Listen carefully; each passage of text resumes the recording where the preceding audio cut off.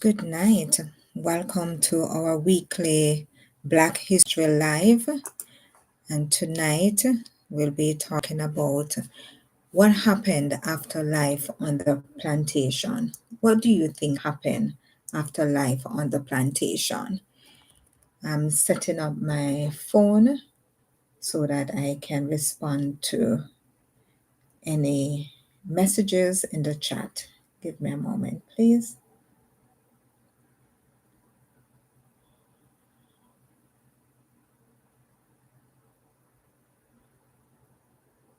So I'm using my phone. I think there is a system update.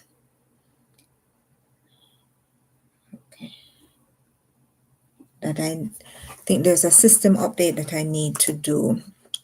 And so I'm unable to put a comment in the chat on my computer system, but I'm going to use my phone for that. Right? So I'm going to set that one up. Okay.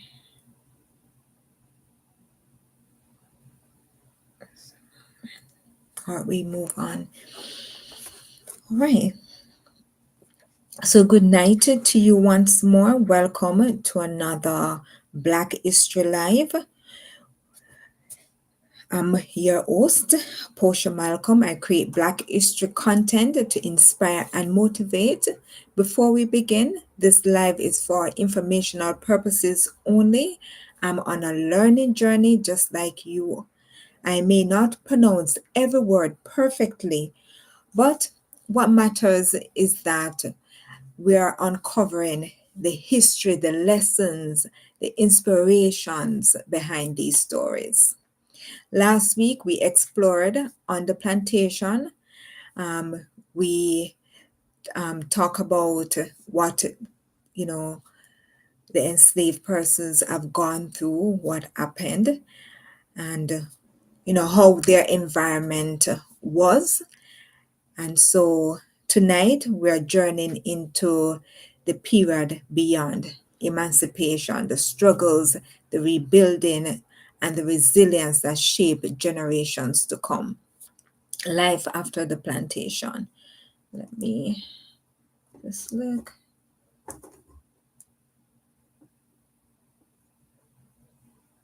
Just looking in the chat.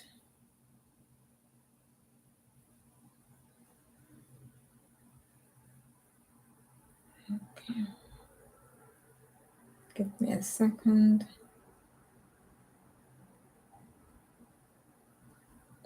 Okay.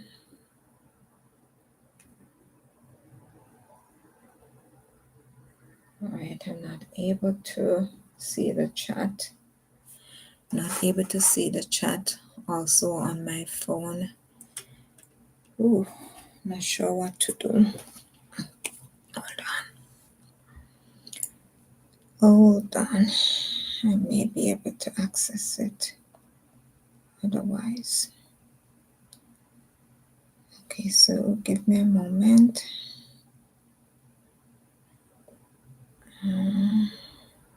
Okay. All right, I'm going to be able to in a moment. All right. So thank you once more for joining. Last week was interesting, and this week is even more interesting because we'll be learning a lot more of what took place after emancipation. Right, so if you are joining us for the first time, my name is Posha Malcolm, and I do Black history content and to actually motivate and inspire you. Now, emancipation. Slavery was abolished at different times across the Americas, right? You have the British, they across their colonies, they abolished it in 1834, but it really came into effect 1838. The US in 1865 after the Civil War and with the 13th Amendment, Brazil, 1888, the last in the Americas to, emancipate. And guess what? Most of the the Portuguese, who were the first enslavers for commercial purposes, they actually brought most of the enslaved persons to Brazil, and now Brazil was the last to be emancipated. Imagine that, right? All right. So, as I said before, we're it's kind of exciting to see how things are unfolding. So, the time lapse of the abolition of slavery in the Western Hemisphere, I'm just going to run through the date and the countries. So, in Haiti was the first really to abolish slavery in 1804. Then we have 1811. Spain abolishes slavery at home and in colonies except Cuba, Puerto Rico, and Santo Domingo. That's Dominican Republic. Then we have 1813, Argentina. 1821, Gran Colombia, which was like Ecuador, Colombia, Venezuela. That's Grand Colombia for those three countries. Then in 1823, you had Chile. In 1824, you had Federal Republic of Central America, which later breaks into separate countries. Now, this one we spoke about this country about 2 weeks ago, 1829, Mexico. Then we have 1831, Bolivia. Then we have 1833, British West Indies, process completed in 1838. Then we have the island that I'm from, that I was born. I hope you can guess in the chat, or you can guess what it is. It's Jamaica in 1834. 1834, Jamaica. Then 1842, the name is there on my lips. Uruguay. Thank you. That's Uruguay. Then we have 1851, Colombia, but some sources say 1852. Then we have 1851 again, Ecuador. Yes, Ecuador. In 1854, we have Peru. Yeah, Peru. Then we have 1854 again, Venezuela. Yes, down the south. Then we have 1862, Cuba abolishes slave trade. Right? Now, the big one, the big one, we said it before, 1865, the United States abolished slavery. And then 1870, we have Paraguay. And then 1873, Puerto Rico. And the last two, 1886, Cuba. Remember, in 1862, Cuba abolished slave trade, but in 1886, they abolished slavery. And then the last, 1888, Brazil. Right? Brazil was one of the first places that they carried enslaved persons to, and it was the last to, free enslaved persons. 2, freedom, but not equality. They were free, but they were not given the same opportunities, right? Many formerly enslaved people were left without land, no money, and no protection. In the US, Black codes and later Jim Crow laws kept African Americans in cycles of poverty and oppression. In the Caribbean, freed people often had to return to plantations as wage laborers under unfair contracts. What is black codes and what is Jim Crow laws? These were a series of discriminatory laws passed in the southern United States after the Civil War to control Black people and maintain white supremacy. Black codes enacted immediately after the war restricted Black people's freedoms, limiting their employment and property rights. John Crow laws followed, formalizing segregation in public facilities and services under a separate but equal doctrine. Though facilities for Let me go again, please. John Crow laws followed, formalizing segregation in public facilities and services under a separate but equal doctrine, though facilities for Black Americans were consistently inferior. Black codes, a little bit more on these two laws. So we have black codes. What was the purpose? To restrict the freedom of Black people, especially newly freed slaves, and ensure a subordinate labor force for Southern plantations. And the time period passed by Southern states. So, passed by Southern states in 1865 and 1866, immediately following the end of the Civil War. Now, states like Alabama, Florida, Georgia, Louisiana, Mississippi, North Carolina, South Carolina, and Texas. For example, you had the vagrancy laws. This is they punish unemployed Black people, often forcing them back into labor contracts. And as we said before, labor contracts were unfair. Then you have the vagrancy, the state of living without a settled home or regular work, wandering from place to place, and living by asking for money or food. So this was the life of the vagrant person. Didn't have any home, didn't have any food, so they were just emancipated without anything to go on, right? Apprenticeship laws.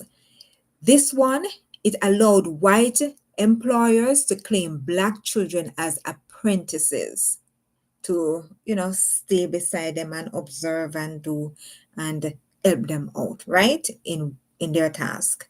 Then you have employment restrictions, limited the types of jobs Black people would hold or restricted their ability to leave an employer. Tight restriction. Property restrictions, limited the types of property Black people could own. So these were laws under the Black Codes law, and this was before Jim Crow law. Now we're going to move down into Jim Crow laws. All right, so the chat is open. You can send me a message. You can comment. You can give a thumbs up, to let me know that you're here. And okay, let me know that you're here. All right, and I'll respond to your messages. Wonderful. Now we're going to the Jim Crow laws. What was the purpose for this one? To institutionalize racial segregation and enforce white supremacy after the Black codes were overturned by Congress. The time period for this was enacted in the late 19th and early 20th centuries. And examples of these were segregated facilities, mandated separation in schools, hospitals, public transportation, and restaurants. We hear about them, right? Then the next one was separate but equal doctrine. While theoretically equal, Jim Crow laws ensured that Black facilities and services were almost always inferior. So they didn't have proper facilities. Then you have the last one, voting restrictions. While not always a direct component of Jim Crow laws, these laws were often accompanied by other measures like poll taxes and literacy tests that disenfranchised Black voters. Many of them could not read, so they capitalized on this. Origin of the term? Well, very interesting. The term Jim Crow is believed to have originated from a, a derogatory slave song popular in the 1830s by minstrel performer Daddy Rice. So he was a performer, and when he goes on stage, yes, and so the term came about, right? So both sets of laws lay the groundwork for decades of racial injustice and systemic inequality in the United States, and we know other places too. Jim Crow laws were eventually dismantled by the passage of the Civil Rights Act of 1964. So that was good. Rebuilding communities. Number 3. Freed people prioritized family restoration, searching for lost families. So, they wanted to reunite with their loved ones. They built churches, schools, and mutual aid societies to educate and uplift one another. In the US, the Freemen's Bureau helped briefly with education and resources. And the Freemen's Bureau, officially the Bureau of Refugees, Freedmen, and Abandoned Lands, was a U.S. federal agency established in 1865 to help formerly enslaved people and impoverished whites in the South during the Reconstruction era. Despite facial political opposition, despite facing political opposition, underfunding, and hostility, the Bureau provided critical aid and laid the foundation for civil rights advancements before being dismantled in 1872. Number 4, resistance and progress. Despite systemic barriers, formerly enslaved people created thriving Black communities, became entrepreneurs, and we heard about some of them, educators and leaders. Movements for civil rights, Pan-Africanism, and independence in the Caribbean and Africa grew out of this period. That's the resistance and progress period. Then we move to the final one for this event, number 5, legacy of resilience. The transition from slavery to freedom was not a single moment, but a long struggle. The courage for those who endure slavery laid the foundation for future generations to demand equality, dignity, and justice. Now, I have some true and false questions. I'm going to put them out there. You can put them in the chat and I will. Hi, one and only Venus. Welcome to today's live. Glad that you can join us. So, we have been talking about after emancipation, what took place. So, I hope that you had joined early enough. Hi, Michaela, how you doing? Welcome. I'm glad that you're here to learn about Black history, which is not really taught in school. We have to do our own research. We are also, when we join certain organizations, they teach us, history. Our parents, like one young lady, her parent was in Canada. Her parents met in Canada. So um, her mother is Jamaican and her father is Nigerian. And so both of them were able to impart to her history. So it's good that you're here as a young man, hearing these history of what, Black persons have gone through, the struggles. And this tells me that no matter what the struggles may be, you can go through it and you can be successful. Hi, RJ. How you doing? Welcome, welcome. So we have RJ and we have Mikhail and we have one and only Venus. All right. So RJ says, hi, one and only Venus. Great. All right. So let me just review what we have been through tonight before I ask the questions. So, what was life after the plantation and beyond?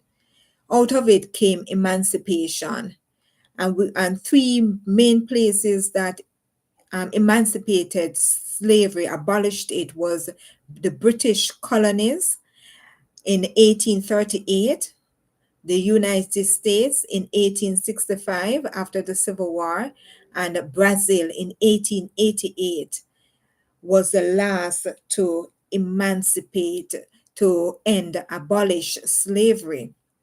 Then we have two, freedom but not equality. Laws were put in place, that the Black Codes and the Jim Crow laws that were put in place to prevent persons from having equal rights and justice in America for Blacks. And RJ says, one and only Venus says, I, RJ. RJ says, don't forget about 80 in 1804. They were the top of the list. So I named several countries in the Western Hemisphere. I can go through them again. We have 80 in 1804. We have Spain in 1811. We have Argentina in 1813. We have Gran Colombia, which included at that time Ecuador, Colombia, Venezuela in 1821. We have Chile in 1823. We have Federal Republic of Central America in 1824, and those are now separate countries. We have Mexico in 1829. We have Bolivia in 1831, British West Indies in 1833, but the process was completed in 1838. Then we have Jamaica in 1834, right? Then Uruguay, Uruguay in 1842. That always doesn't come off my tongue easily. Then we have Colombia in 1851 and also Ecuador in 1851. Then Peru in 1854, Venezuela in 1854 again. And then we have Colombia abolishes slave trade in 1862. But as we go down, you see where they fully abolished slavery.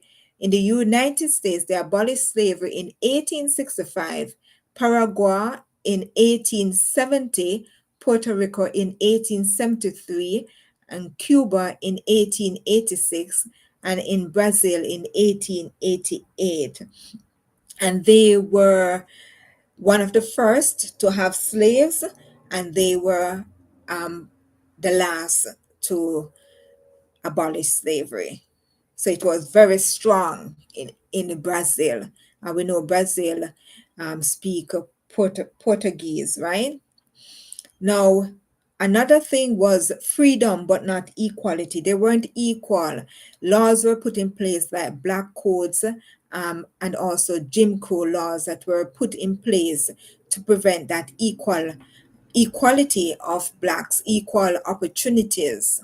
And so laws under the Black Codes like varancy laws, unemployment, right, punish unemployed Black people, often forcing them back into labor, contracts, apprenticeship laws. So they would take the Black children as apprentice. Then we have employment restrictions and property restrictions. Under the Jim Crow laws, we saw where there were segregated facilities, separate but equal doctrine, and also voting restrictions there. Then we moved to number three, rebuilding communities. They started to search for their loved ones that were separated from them and also build churches, schools, and mutual societies. And then we see resistance, number four, and progress. And out of those resistance, Black people built communities, became entrepreneurs, educators, and leaders. And they also started movements like the civil rights, Pan Americanism, and independence in the Caribbean and Africa grew out of this. Then, number five, and last, we have the legacy of resilience. And out of this, we see a transition from slavery to freedom, but not a single moment. But freedom was not a single moment, but a long struggle. So from the beginning, even to make it from Africa, where they were taken, to the different places in the Americas, was a resilience. Some didn't make it, but those who did, we can see the transition into independence, and the resilience and the struggle continues. I have five questions that I would like to ask you. They are true and false. You can put true or you can put false in the chat for me. So, number one, true or false? Brazil was the last country in the Americas to abolish slavery in 1888. In 1888, Brazil was the last country in the Americas to abolish slavery. Is that true or is that false? True. Yes, that is true, RJ. It was the last. And number two, true or false? The Black Codes were laws passed in the US immediately after the Civil War to grant equal rights to freed people. Is that true or false?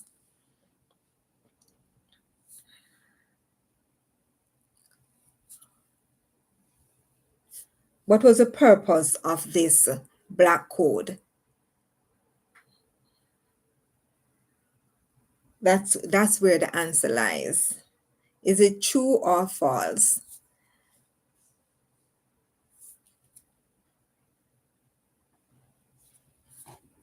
Is it true or false?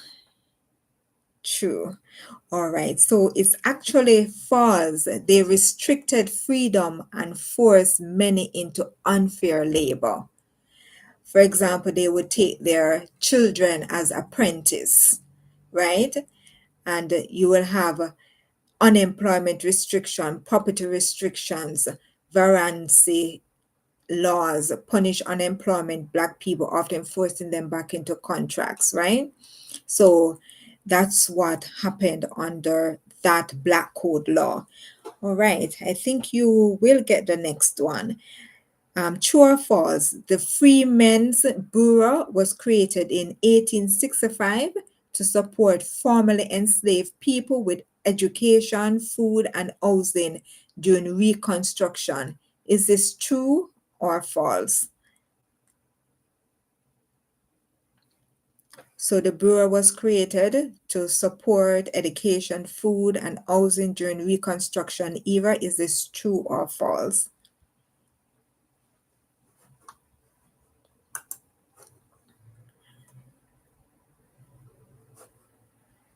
True. Yes, it was true. So the government, the U.S. government set it up that it supports those who needed it, including white persons as well, as they terms it. So number four is true or false. After emancipation, formerly enslaved people were always given land and resources to start new lives. Is this true or false? After emancipation, formerly enslaved people were always given land and resources to start new lives. false. Correct. It's false. Most had no lands, no money, and no protection. And so they go back into labor. And we talk about that because of it, they went into labor contracts there that were not fair for them. You know, some of the things that they had to do or endure were not fair under those contracts. And number five, and last, true or false, despite systemic oppression, freed people built schools, churches, and businesses, laying a foundation for future civil rights movements. Is this true or false? Despite systemic oppression, freed people built schools, churches, and businesses, laying a foundation for future civil rights movements. Is this true or false? True. Yes, it is true. And so I say thank you so much for answering those questions, RJ. I appreciate your participation. And as we reflect, remember, freedom was more than the end of slavery. It was the beginning of a new struggle. Families had to rebuild from nothing. Communities had to rise from trauma, and yet hope, faith, and unity carried them forward. Their stories is not just history, it's the foundation of our present and a guide for our future. Let's keep learning, remembering, and building on their legacy. Let's keep moving forward. Thank you so much for listening to Weekly Black History Live with Posha Malcolm. If this episode moved you, please share it with someone who needs to hear it and subscribe so we can continue uncovering hidden history together. And one and only Venus say, yes, true. And I'm getting some heart and some pluses. Okay, RJ say this was great. Thank you so much for tuning in. I really do appreciate it. And I will see you next week at this time, 9 p.m. on a Tuesday night Eastern time. Take care until next week. Have a great evening. Bye bye.